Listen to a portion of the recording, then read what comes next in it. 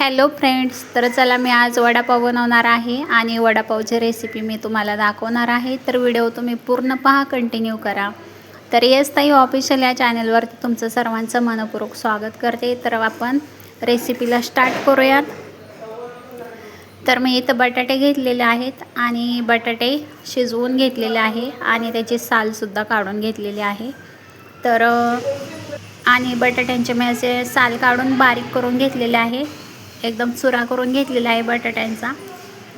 आणि आपल्याला आता हे बटाटे फोडणीला घालायचे आहेत. तर फोडणीसाठी आपण आपल्या आवडीनुसार मिरची घ्यायची आहे आणि लसूणसुद्धा घेतलेला आहे मी, आणि अद्रक पण घालून घ्यायचे, कोथिंबीर आणि मीठसुद्धा घालून घ्यायचे आणि याचं आपल्याला मस्त असं छान वाटण करून घ्यायचे. तर पहा वाटणसुद्धा झालेलं आहे छान. आता मी कढई गरम करायला ठेवली, त्याच्यात तेल टाकून घेतलेलं आहे आणि आपल्याला मोहरी आणि जिरे, कढीपत्ता याची फोडणी घालायची आहे मस्त.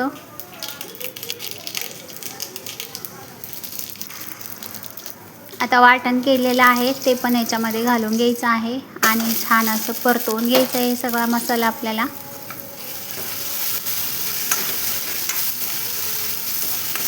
तर याच्यामध्ये थोडंसं हिंग घालायचं आहे आणि 1 चमचा हळद घालून घ्यायची आहे. तर हळद माझ्याकडून स्किप झालेली आहे, तर म्हणून 1 चमचा हळदसुद्धा घालून घेतलेली आहे मी. आता हे बारीक केलेले बटाटे सगळे या मसाल्यामध्ये परतवून घ्यायचे आहेत मस्त, आणि चवीनुसार मीठसुद्धा टाकून घ्यायचे. तर पहा आपल्याला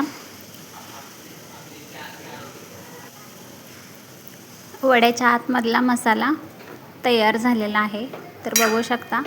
आणि थोडीशी आपल्याला याच्यावरती कोथिंबीरसुद्धा घालून घ्यायची आहे आणि परत एकदा छान असं मिक्स करून घ्यायचं आहे. तर व्हिडिओ तुम्ही पूर्ण पहा, कारण वडापाव सगळ्यांच्या आवडीचा असतो आणि सगळ्यांनाच वडापाव आवडतो, कोणाला नाही आवडत असं कोणच नाही आहे. तर व्हिडिओ तुम्ही पूर्ण पहा.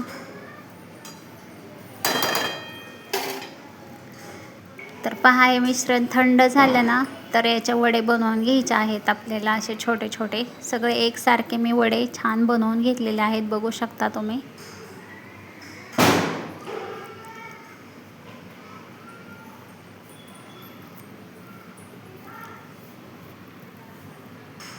तर तयार झालेलं आहे. तर आता आपल्याला पीठ मिक्स करून घ्यायचं आहे. तर मी इथं बेसन पीठ घेतलेलं आहे आणि याच्यामध्ये आपल्याला तांदळाचं पीठ किंवा पोहे बारीक करून घालायचे आहेत, जेणेकरून आपले वडे खुरखुरीत होणार आहेत आणि खमंगसुद्धा लागणार आहेत.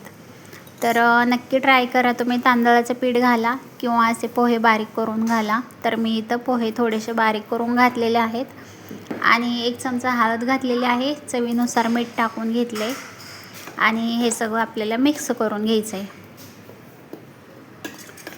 आता पाणी टाकून आपण छान असं तयार करून घेऊयात पीठ. तर मी इथं जास्त पातळ पण नाही केलं आणि जास्त घट्ट पण नाही केलेलं, तर बघू शकता.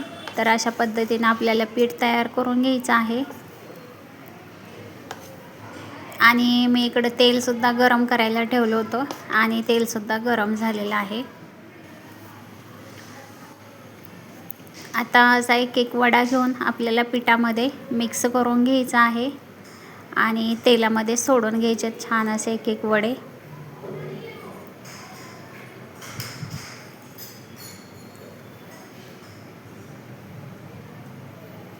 तर पहा, आपले छान वडे असे तयार होणार आहेत आणि झालेले सुद्धा आहेत.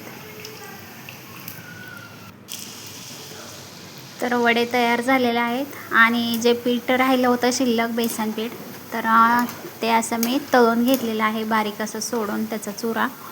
तर असं छान कडक तळून घ्यायचं आहे आणि याचं काय करायचं पुढं बघूयाच आपण. हे थंड करायला ठेवून टाकूयात. आता वडापाव म्हटल्यानंतर आपल्याला मिरची तर हवीच, मिरचीशिवाय तर वडापाव खायला मजाच नाही आहे. तर मी इथं मिरचीसुद्धा तळून घेतलेली आहे छान अशी,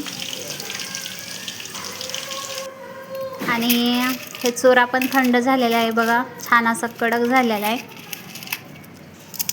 आता हे आपल्याला याच्यापासून चटणी बनवायची आहे. तर हे सगळं मिक्सरच्या भांड्यात घालून घ्यायचं आहे आपल्याला मस्त.